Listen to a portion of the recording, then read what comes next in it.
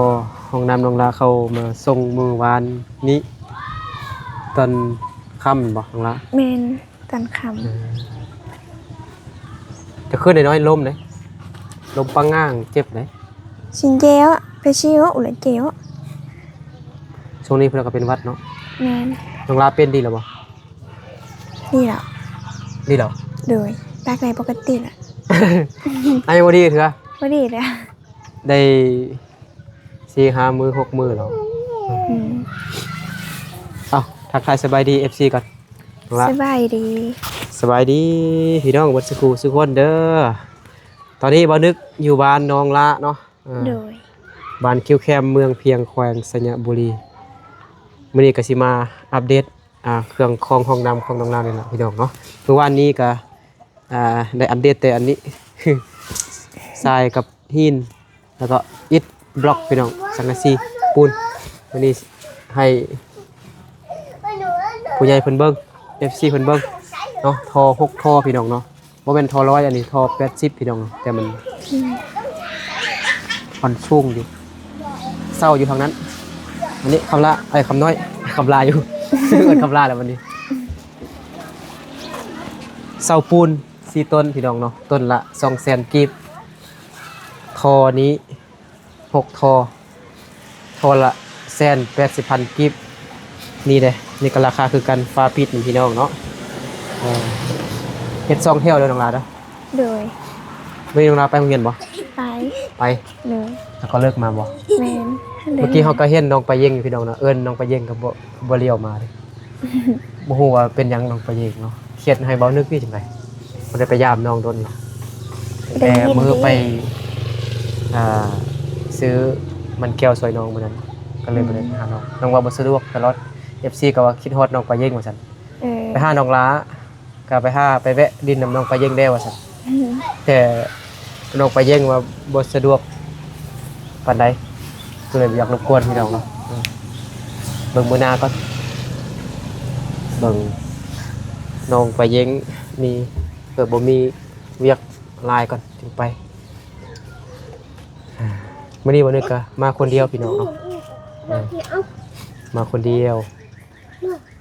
เสร็จหาน้องชายของเซาลีกับบ่มากำลังนอนหลับกำลังสร้างความฝันอยู่เด้ฝนตกนี่เป็นตาลับเนาะแม่นฝนตกพี่น้องเนาะบ่นึกก็ใส่หันกล้องให้พุ่นดูคำละบ่นึกใส่เสื้อกันฝนมาพี่น้อง อ้าวไปชี้ไปช่วย อ้าวกินขนมแล้วเนาะเห็นบ่บ่ทายานดอกไอ้นึกมากินขนมแล้วอันนี้มันน้องคำน้อยพี่บ่แม่นหน้าคล้ายๆคือกันเด้เนาะนะใครคือกัน อ้าว โอ้จ้า เข้าใจ แม่ก็เฮาใจ ขอบใจ ขอบใจวะคือว่าเฮาใจฉันนะใจกันวะเอาล่ะ เราผิด เอาอย่ายัดกันอันนี้นี่ได้คนละทงเลยอ่ะ เข้าใจ ขอบใจบ่แม่นเข้าใจ เข้าใจสิหนึ่งอันนั้นน้องละข้าวน้องละเดี๋ยวเอาอันนั้นให้เวลาก่อนเวลากินกับแม่ย่ามากินแบบนี้ละ ขอบใจ เอลซีมะพร้าวได้นี่นะโอ้ติดเลขแล้วไอ้นึกเห็นบ่ใบเลขติดมานำเห็นบ่ นี่แหละ คือเลขเราต้องออกแบบนี้แหละ แม่น เล บ่ ข3ตัวก็ซื้อตัวละ 2,000รวม 16,000ก็ติดมานำกระตาเดี๋ยวเอาขนมให้เล็กน้อยก่อนเขามาเมื่อหรือเปล่าเขาเลิกโรงเรียนแล้วป่ะ เลิกแล้ว ทำน้อยไปทางหน้าทำน้อยเวลาเอาขนมไปเมียนก่อนก็ได้ใช่มานี่คำละคำน้อยใช่เอิ้นเด็กน้อยมาดู เดี๋ยว ปะเดี๋ยวเอ้ยเอิ้นมูมาดู มาตัว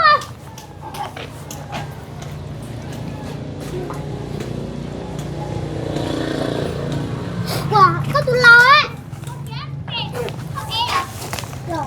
เบิ่งบ่นึกสู้ชีวิตแฮงพี่น้องเบิ่งอนุญาตเด้อน้องลาเบิ่งเกือบไอ้นึกก่อน อุ้ย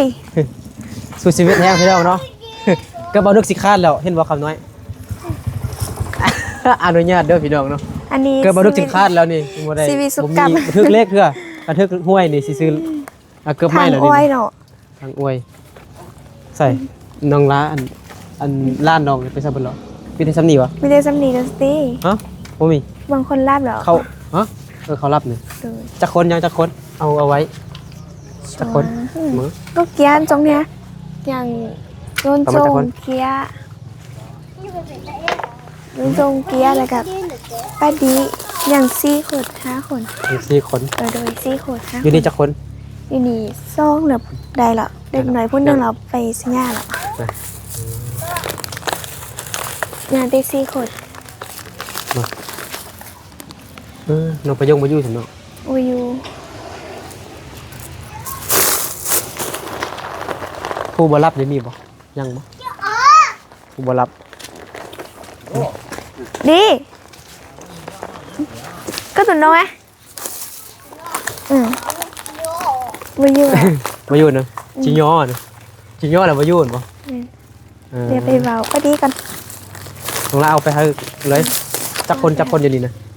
ซอ 2คนบ่ เลย อันนี้นกเด้อนี่เด้อมานี่คำน้อยบังนกดูอันนี้นกพวกบ่ ดี งามแฮงมันตื่นมันยา ดีอะขึ้นหนังเหรอไม่นักก็ตุนน้องอะ งามแฮงพี่น้องเนาะเวลามันฮ้องนี่มันมีเสียงม่วนแฮงพี่น้อง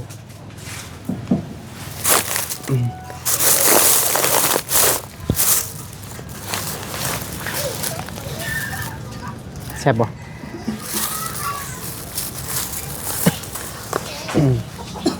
อันนี้คำน้อยเบิ่งตัดผมวะสบายดีโดสบายดี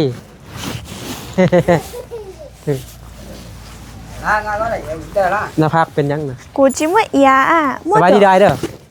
สบายดี มั่วจะเอียไม่ หน้า ไม่ พักเป็นยังนะอายนะ ต อ้าวรถตำกัน แล้วเข้าจอดบนทางเราไปตาม อ๋อเฮาขี่รถจักรไปตามรถใหญ่เข้า แม่นน่ะ อ้าว ตามคน คือว่า ตอนกลางคืนวะคือว่า ำกลางคืน กลางคืนโอ้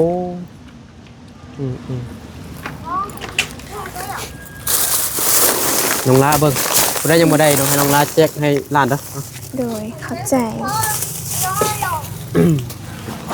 ที่ นอนได้พี่น้องหลาน นะ เอาตรงเด้อแล้วเนาะตัดเนาะคันผมยาวนี่สิให้อายน้องลาตัดก่อนอันนี้มันอายน้องลาหมดแม่นบ่ แมน อ๋อ แม่เดียวกันวะ ไม่เอา หรือจังไดอันนี้เอา โดย เอาเป็นน้องพ่อของน้องละเออตัดผมตัดเบิดเลยเนาะโอ้เก็ดล่อๆเด้อบุญกินเจียง มีลูกจักคนแล้วนะมีคนเดียวเนาะ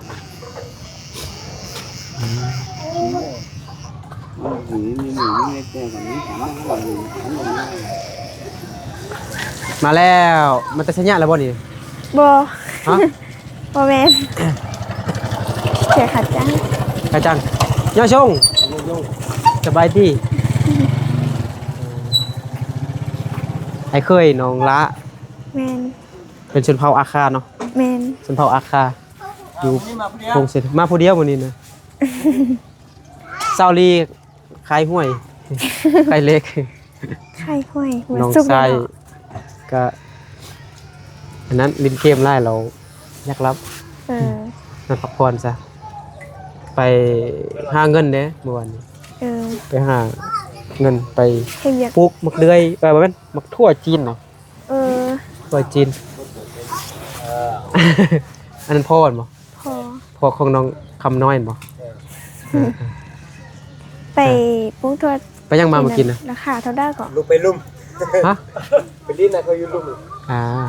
เอาขนมให้ร้านน้องละ น้องละเอาไปส่งท่องกันละแล้วเอาไปไหน ขนมอยู่เฮือนดิ ขอบใจ เอาอยู่เฮือนก็ได้ยังหลายคนอยู่ ยันบ่พอเนาะนี่เราเบิ่งอายน้องลาตัดผมเอาบ่แม่นอายเนาะเอาเนาะ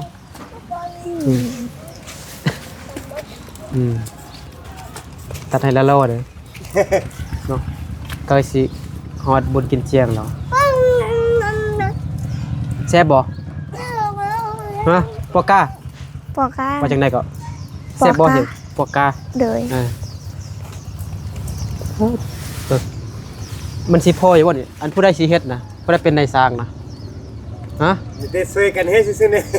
ผู้ใดฮู้เฮ็ดจักหน่อยเด้อฮะผู้นี้บ่ฮะหรือไอ้เคยฮะไอ้เคยเฮ็ด เคย นะ เฮ็ด ไอ้เคยซื้อหยังก็ไอ้เคยผู้นี้นี่ ใส่เงิน ใส่เงินแซงเงิน แซงเงิน แซงเงิน เลย ฮู้ว่าสิพอบ่ปุ่น จากบุญของกัน ปุ่นเท3เป่าพี่น้องปุ่นกอ5เป่ามันน้องล้า หืม คันบ่ฮิป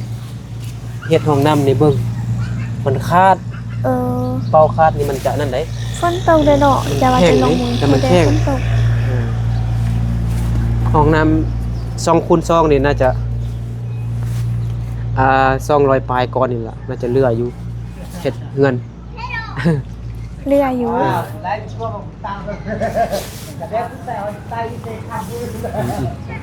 มื้อน้องลาไปยังนะมื้อวัน เมื่อ เสาร์ น่ะจากบุญคือกันฝนตกแดกก็ว่าจะไป ตกคันฝนบ่ตกสิไปยัง หันเข้าจาง คำละ หันเข้าจางก็จะไปเฮ็ดจาง เฮ็ด เฮ็ดพัดจาง ไปหาเงินวะ เลย หาเงินเฮ็ดหยัง เดี๋ยวนี้เขาก็มาหาไปเฮ็ดเวียดนามคนจีนเด้ไปปลูกทั่วเลยกะ ไปเก็บยอดมันแต่งอ่ะก็จะไปน้ำเขา เด็ดยอดมัน เลย มันนะ มักแต่ง แตงโมอ่ะ ติงหมอน่ะ เอายอดอ่อนๆมันทิ่มเนาะ แม่น เด็ดยอดอ่อนมันทิ่มมักแตงโมจีนเนาะ แม่น อืมเดี๋ยวหนูนาไปเอาโทรศัพท์มันนะ เนาะ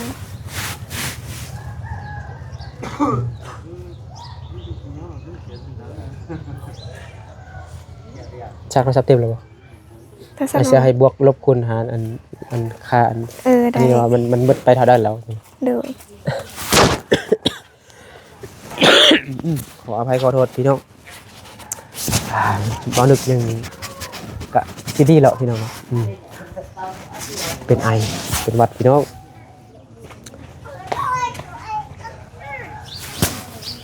เอาเดี๋ยววันนี้ นะ มา เอา ได้ 3 ล้าน 64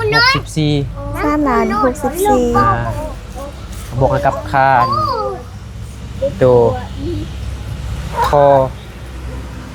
20,000มันเมื่อกี้มันเท่าไหร่ได้ถึง2 ล้าน240,000บ่ น่าจะแม่นดี แม่น นะ บ่เศร้ากับเป็นโทนลองบวกไปดูเมื่อกี้เอา3 ล้าน 64มาบวกให้ 3,64,000 เดี๋ยวมึงแล้วบวกกับอัน2 ล้าน240,000 40โดย นั่นแหละวะแล้วก็บวกกับค่ารถ400,000 โดย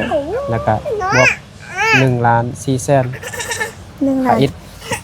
นี่ 400,000 เอาเข้าได้ เอาแต่7ล้าน 7 ล้านเท่าไหร่ เป็นล้าน1,400,000 แม่นแล้วยังบ่ครบเทื่อพี่น้องเนาะหมดไป10,000 กว่าบาทแล้วเนาะถ้าเป็นเงินไทย10,000ก็6 ล้านปลายแต่อันนี้10,000 กว่าบาทพี่น้องนะ7 ไท ล้าย น เชียตัวไทยเชียกับฝาบ้าน น้องล้าเลือดนี่ก็ได้เฮ็ดเฮือนแล้วเนาะ แม่น เฮือนใหญ่อีกเนาะปีหน้านี่เฮ็ดเฮือนใหญ่บ่ปีใด จะ สิ ติ เฮ็ ด ด ที่เงินนี่แหละบ่มีเงินก็บ่ได้เฮ็ด หาเงินก่อนเด้อ โดย หาเงินอยู่ไทย อืม คนกำลังย่อยอยู่พี่น้องเนาะ คนน้อยตกมาก น้องลำเฮ็ดยังบ่ จะนึ่งเขา นึ่งข้าวอ่ะไปนึ่งข้าวไปคำน้อยได้ขนมแล้วบ่ ทำน้อยน่ะยัง อ้าวคำน้อยยังบ่ได้ขนมให้เลยเอาขนมให้คำน้อยเด้อ โดย ไม่ย่าเด้อใช่แม่เด้ออยู่บ่แม่บ่อยู่สบายดีน้องชงเจ้าเห็นจ้ะ แม่ แม่ เด้อ เจแม่ไปสัญญา แม่ไปเฮ็ดหยัง แม่น่ะไปซื้อเครื่องซื้อยา ซื้อเครื่องซื้อยา โดย แล้วเราเอาฟืนก่อน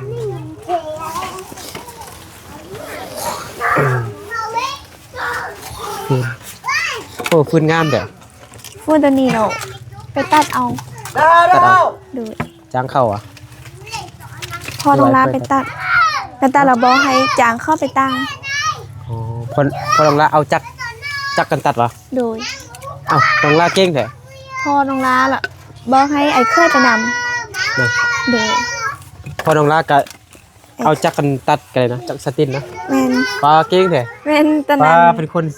ซื่อๆแต่ว่านั่นเด้อเนาะเก่งเลยเนาะ พอยังนุ่มแล้วพ่อมาเฮ็ดตลอดนะแล้วก็ลาลึง อ่า เฮ็ดแบบนี้ พองละเป็นเขาอะไรอย่างไม่สร้างเลยไม่เลยอ๋อคันคอแล้วก็ไอ คันคอเหรอ คือมุดจากไหนแบบนี้ของราศี นึ่งเขา นึ่งเขาเหนียวป่ะ แมนเอาตัวเก่านึ่ง อุ่นเขาเนอะ อุ่นเขา อุ่นเขาเนี่ยไอ้เปิดแฟตนะ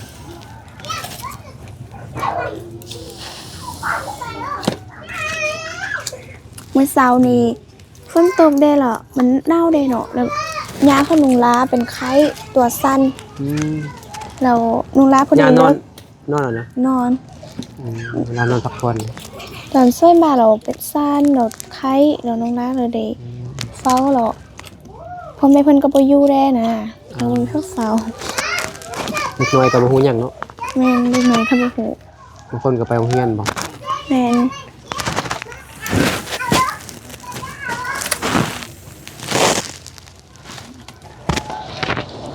เป็นหวัดเป็นไอ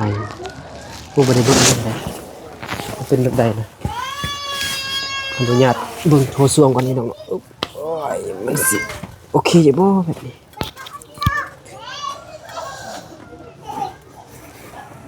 จะงามอยู่เลยอันนี้แหละอึ๊บแตกไปซื้อใส่น้องลาแล้วนะ นาราไปเอาหม้อกัน ไปพาพึ่งผิว แบบนี้นี่มันสิโอเคอยู่บ่โอ้สวมไปน้องโอ้คือสายทิศแบบนี้ ไข่เอาไปแล้ว เอาความไว้ ไอ้ อ่า ก็อย่าตาแล้ว อันนี้ตัวธรรมดาพี่น้องเนาะ270,000กีบ โดนแล้วด้วย ค่าของซีปยังกับแพงขึ้นไปเรื่อยๆพี่น้อง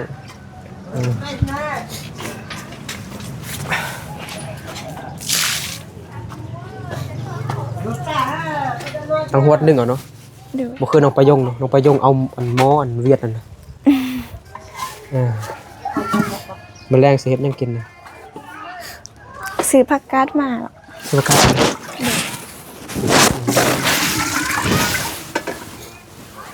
ทำงานประเฮ็ดสุขภาพนี่ ซื้อผักกาดมา บ่ได้ปลูกอยู่ให้เด้นะ ขึ้นฟีดเนาะส่วง ฮะ ซุปผักกาดนะเห็นขึ้นฟีดซุปผักกาด สุขภาพ โดยทราบวันนั้นขึ้นฟีดเฮง ขึ้นฟิตแฮงอิหยังก็ ขึ้นฟีดแบบว่ามันด่างขนาดแล้วเข้ามาเฮ็ดกินขนาดไอ้ก็เห็นอยู่บ่ แต่ไอเห็นอันคอมเมนต์อันหนึง โดย เฮินน้องลาบ่หรือว่าคิดผู้ใดน้องลาบ่ไออ่านเมื่อวานนี้บ่คอมเมนต์ว่าให้น้องลา เดี๋ยว ผัดผักกินบ่หรือจังได๋หรือว่ายำอีหยังผัดกะเพราอีหยังต่างๆนี่ นั่นล่ะมีเครื่องเฮ็ดครบเด้ อืมอยู่ลาวตอนนี้ก็ฝนตกพี่น้องฝนตกก็แห้งหนาวเนาะ แม่น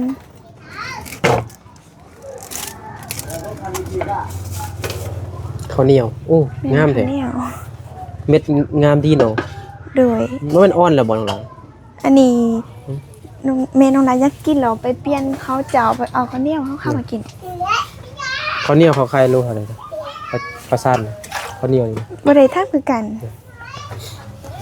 ชื่อเนี่ยคือว่า15มันมีหลายราคาเนาะ แม่นได้เหรอ ราคาแพงมันก็มันอ่อนดีกันนะบ่แข็ง แม่น ก็บ่ได้ไปซื้อได้เพราะว่าบ่ค่อยได้กินได้ เอาพ่อเลย พ่อน่ะก็ไปนำแม่ เอาพ่อไปนำแม่ซะเนี่ย เหนื่อย ไปซื้อ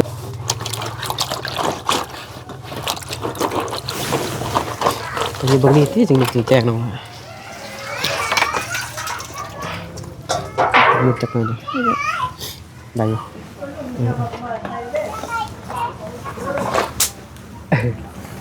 เสร็จ5อันน้องชายเอลี่ไปเกี่ยวแคมน้ำอายบ่มิดจิลี่ให้เอิ้นกับบ่เห็นตอบเรานอนก็เสร็จมากินไปนอนว่าซั่นเมื่อยบ่ เมื่อยเนาะไปตอนเช้าๆเนาะ แม่น มา ไป แล้ว แต่ ก็ดึก เช้า แล้ ไปเวียกจีนเนี่ยต้องไปเช้าๆเฮ็ดแท้ๆเลยพักผ่อนแต่ ตอนกินข้าวแหละ 5นาทีซื่อๆมันบ่ แม่ 5นาที10นาที15นาทีเฮ็ดจนมืดจนค่ำจึงมาฮอด5โมง น้องล่างก็ว่าจะไปมันสักวันอาทิตย์นี่ ตรงนี้เขาก็ไปหาเงินกับไปเฮ็ดเวียกจีนพี่น้องเนาะจีนมาลงทุนมาปลูกมักโมมักทั่วคนเราเขาก็เป็นผู้ไปจ้างเงินได้เงินก็ซื้อเบียร์กินโอ้แม่น รอบ างคนก็ซื้อเลยเนาะ แม่น เฮ็ดงามดีเนาะเขาเนาะ แม่น ราคาคือสิแพง17 18 แพงอยู่ ที่เขาเจ้ามันโลซาวเนาะ โดยข้าวเจ้าตัวไอซื้อมานี่งาม ตัวไหนซื้อมาเนี่ยเพื่อน ตัวไอซื้อมาหนางาม กิน เขา แซ่บ งา บ่ ม ไหน แซ่บเมก็ 20,000 โดยเมก็ว่าแซ่บเขางาม ซื้ออยู่ตลาดโล20,000กีบพี่น้องประมาณ35-36 บาทนี่แหละ ข้าวเหนียวเบิ่นข้าวเจ้าข้าวเหนียวนี่ก็โล15 16นี่แหละ15นี่ก็พอดีกินอยู่เมืองเพียงก็โล15เด้ยังซื้อข้าวกินเด้ ซื้อเขากินหน่อย แม่นพุ่นน่ะมันกินบ่กินเนาะ จะ แต่มันโอ้ยสิคุยหยัดกันถ้ามันมาอายแต่มันบ่กินมันกินแต่ตอนน่ะ เอาเข้าให้กินละลาบ่กินมันลื่นแต่น้อยนะเอาซีนมากินแต่น้อย เป็นซาก บัดนี้น้องลาสิดึงเข้าคือคนเราลุ่มเลยได้บัดนี้ปกติเราคนมงเขากินข้าวเจ้าเนาะ โดยแม่นโดนได้กินเทื่อนึงละแซ่บข้าวเหนียว เบิ่งตอนนี้ห้องน้ำน้องลานี่ยังวงกบประตูพี่น้องเนาะบ่ฮู้ว่าเขาไข่เขาได้3-4แสนพุ่นติวงหนึงวงกบประตูนะน้องลาบ่ฮู้เลยวงกบนี่บ่ฮู้เลยนี่นะมันจะเป็นแบบเป็นวงกบแบบนี้นะแล้วก็เขาโตมาบ่แม่นบ้านนะคันบ้านประตูมันแบบนี้มันเป็นบ้านประตู โดยว งกบแต่อันนี้มันบ่แม่นวงกบเนี่ยเขาตอกไม้ใส่ซื่อๆต้องเขาเฮ็ดมันเป็นสำเร็จรูปแบบไปมันจะมี3-4เกณฑ์แบบนั้นนะแต่ทางนี่น่ะเขาบ่อันนั้นมีแต่เขาตอกบ้านประตูปองเยียนน้องลาบ่ได้ปลูกผักอยู่ส่วนนึง บ่รู้แต่ทางข้าวนี่ ปลูกผักกาดจังได๋ ผักกาดน่ะบ่มีให้พูด บนอันปลูกผักหอมนี่เด้บ่ เพราะ มี ว่ามีแต่เล็กน้อยเล็กน้อยพอพูดซื่อๆอันนี้กินบางฮู้บ่ ได้แล้วมันนั่นกินบักฮุงนำน้องประยงคันอ้ายบ่ไปก็บ่ได้กินเนาะมาอยู่สูงแล้ววันนี้บ่มีเพิ่น ต้นอยู่เฮือนประยงนะ แม่นอยู่อันตะนาเฮือนนั่นน่ะ ตะนานมันสูงเนาะตะนานก็ว่าจะไปเก็บมาตำฮู้กินแล้วไปฮอดแล้วไปเบิ่งว้าน่าจะบ่ได้กินหรอกมันสูง มันสูงไอ้เอาไม้แม่นเอาเซะสิครัวนี่วะ นี่นะต้มจางแล้วค่อยเอามาคั่วต้มเท่านึงแล้วค่อยเอามาคั่วจนสุกดี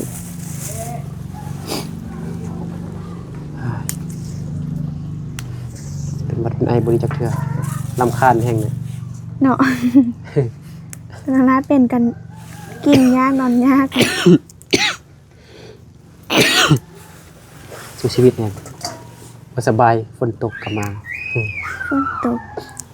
ฝนจะตกจากมือก็ ฮะ ฝนตกประมาณจาก จัก มื บ่ อ ฮู้ไอ้บ่ได้เบิ่งฝนฟ้าอากาศ ยังย่อยกันย่อยเนาะ แม่นฝนตกตอนช่วงกินบุญกินเจียนนี่เคยสิบ่นั่นบ่เนาะบ่ค่อยโอเคปานใด ปีไก่แล้วว่า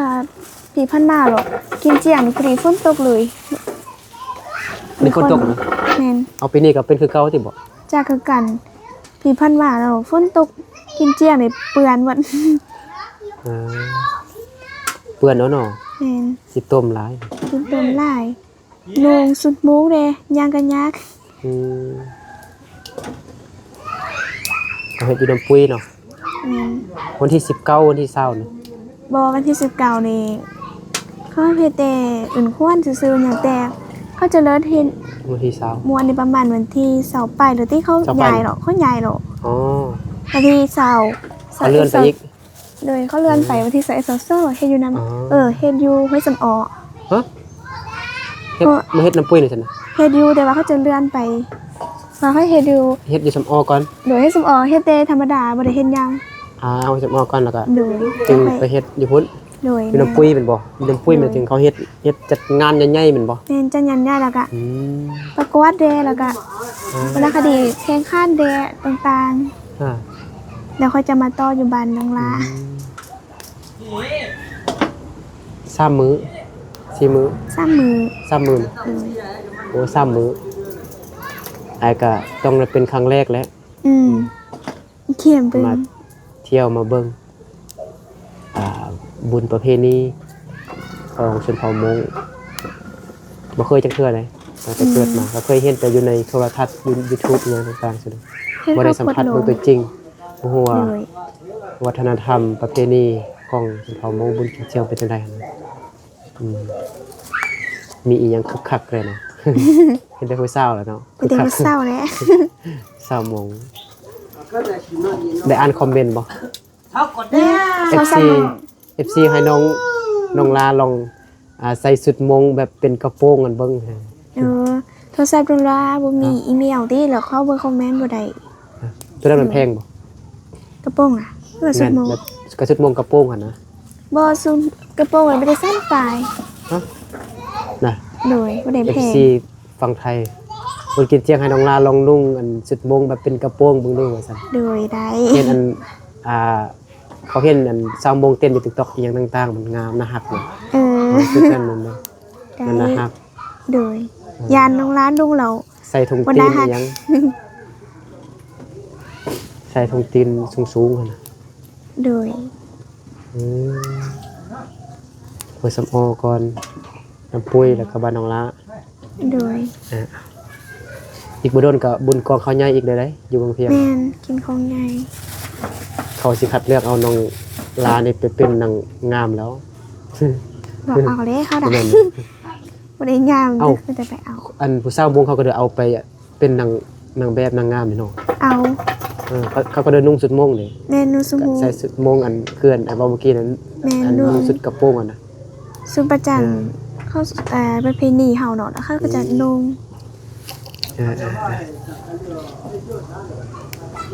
คือสิม่วนครับเป็นคันฝนตกกันฝนตกแล้วก็อาจจะเงาๆจักหน่อยได้เนาะ แม่น ก็มีแดดกับใครเด้เส้นทางไปมาก็สะดวกสบายฝนต อก ยู่ นี่โอ้ย อยู่ เปื้อนพี่น้ เพีย อง งท่านผู้ย่างเลย อยู่อันบ้านพล ผู้ สว่าง ผู้สว่าง พลสว่างมันพลสว่างกับนากอกปักทางนากอกปักทางอันพลสว่างนั่นกับปูยางเนาะหน่อยหนึง อืม ก็ตั้งแต่บ้านโพนหินพวกบ้านโพนหินไปพุ่นไปทางลำเฮียนก็ทางดีแล้วคมกับอะไรคือแต่ก่อน ดู ข้างบนกับปูยางเราวันนี้ไปตลาดน้ำเฮียอากาศถ่ายคลิป ตะละนันเฮีย เส้นทางงามอยู่ป้าตะปุ่มลอยอยู่ในหนูอ้าวน้องอ่ะนะ อ้าว น้องพ่อนะคุณบอกพูดน้อยนี่ ผมยาวๆอ่ะนะ โดย กับน้องพ่อบอก บ่แม่นหนองพอ ฮะ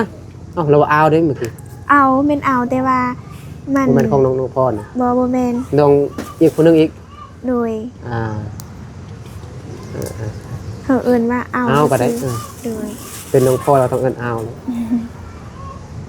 อายคือกันบ่เกินอ้าวก็ได้เป็นน้องพ่อเลย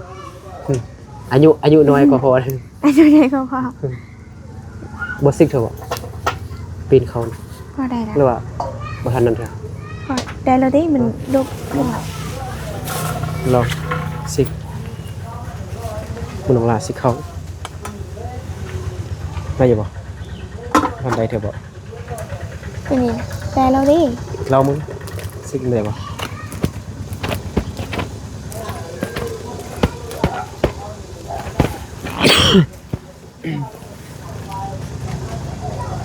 เอาตัวนี้นึงก่อน โอ้คันฝนตกนี่กับขุดห้องน้ำก็ยากอยู่เนาะ แม่มันมีน้ำดินแนวนะขุดหยาบนิดนึ เบิ่ง ง กันฝนเช้าน้อยนึงแล้วก็ให้ไอ้เคยไอ้ อาย น้องละ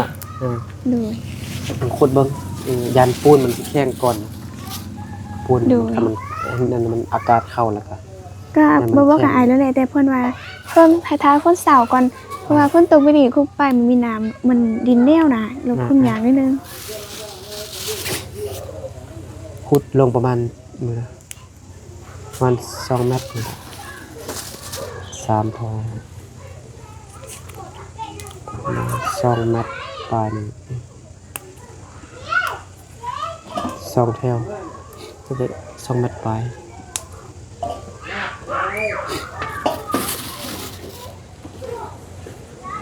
พ่อแม่บ่มาปานนี้เนาะ ประมาณ ไปสัญญาพ่อแม่น้องลาไปซื้อเครื่อง ดู คองเกียมบึงกินเทียงมาน้องลาลายเลย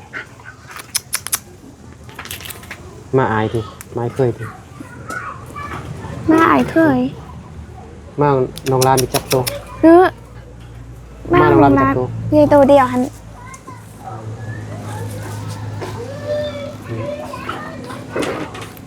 น้องประยงนี่ไปให้บ่ รวยไปให้ น้องประยงไปให้ อืม ขาดโรงเรียนอีก ค้างเฮียนเลยเหรอ ฮะ ค้างเฮียนว่าไป ค้างก่อน เขาพักโรงเรียนวะ ค้างเฮียน คือขาดโรงเรียน โดยไปเหรอประมาณเฮ็ด เขาตัดเบิ่งเด้ยน่ะ แต่ไม่เดยมันค่อยมาดีน้องไปลงมาเราจะไปโดนก็ถ้าไปนั้น อ่า เราจะฮอดกินเจียงเราค่อยมาเลยดิ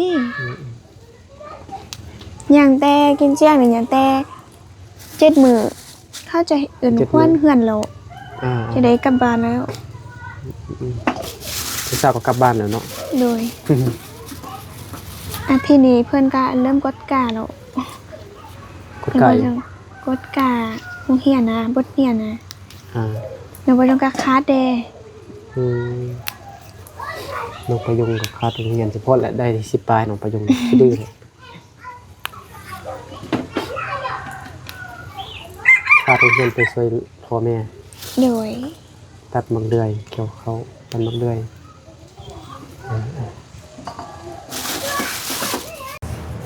ค่อยๆเฮ็ดไปนะน้องลาเด้อ โดย เดี๋ยวไอ้กลับก่อนบ๊ายบาย บาย โดไอ้สิจบคลิปเองอย่าพุ่น โอเคพี่น้องเนาะฝนก็ยังย่อยเล็กๆน้อยๆอยู่นี่บ่นึกก็ใส่เสื้อกันฝนมาพี่น้องหนาวจักหน่อยเด้ออากาศหนาวๆเนาะ แต่ละที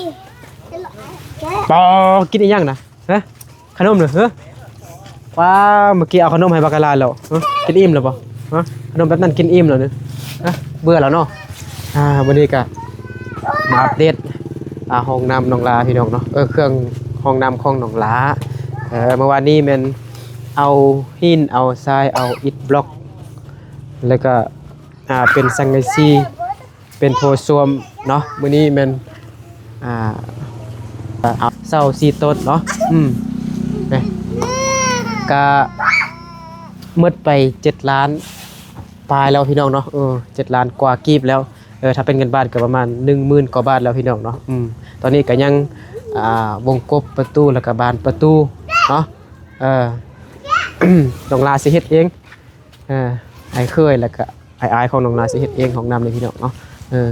ก็ขอบใจผู้ใหญ่ใจบุญเพิ่นเนาะอยู่ทางอเมริกาเนาะที่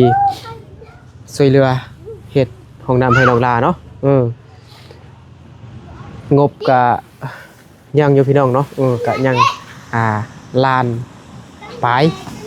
ยังล้านกว่ากี่พี่น้องเนาะผู้ใหญ่เพิ่นก็ฝากเงินมาซื้ออุปกรณ์เฮ็ดห้องน้ำให้น้องลานี่ก็400พี่น้องเนาะ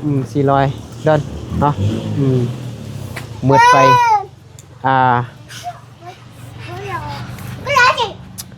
300กว่าแล้ว หมดไป300กว่าดอลลาร์แล้วเนาะได้สำนี้เนาะก็ตอนนี้ก็ยังแต่วงกบประตูแล้วก็บันประตูเดี๋ยวบ่นึกจะคอยอัปเดตให้พี่น้องได้ครับเบิ่งครับชมไปเรื่อยๆพี่น้องเนาะมาเบิ่งว่าห้องน้ำของโรงงานสิงามปานใดนะโอเคเอาดีๆมีแห้งบ่สู้ทุกคนพี่น้องเนาะเดี๋ยวบ่นึกขอเดินทางกลับบ้านก่อนเนาะก็สิมืดสิค่ำแล้วเดี๋ยวบ๊ายบาย